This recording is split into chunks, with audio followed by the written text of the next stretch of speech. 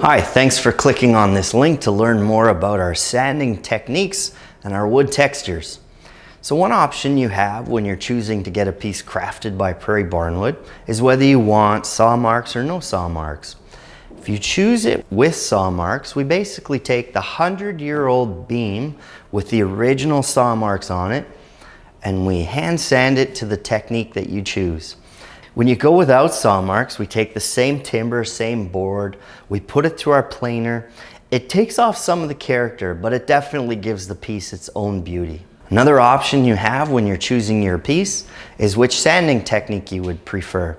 So we have three different options available to you.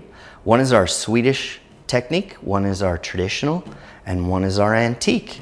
With our Swedish sanding, we sand the surface to make it level and smooth. The corners and edges are just broken. The corners are fairly square. It gives it kind of a little bit more of a modern look. It's clean and crisp, but still get to keep the character and beauty of the wood.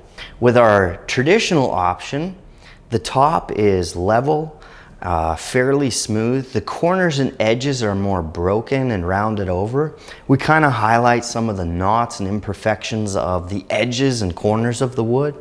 It gives it more of a 100-year-old look to it. Our antique sanding is not level, not smooth. It's done to highlight the imperfections of the wood. You'll see around more of the knots and stuff. It's sanded, more rounded over. The corners and edges are more aggressively rounded and shaped.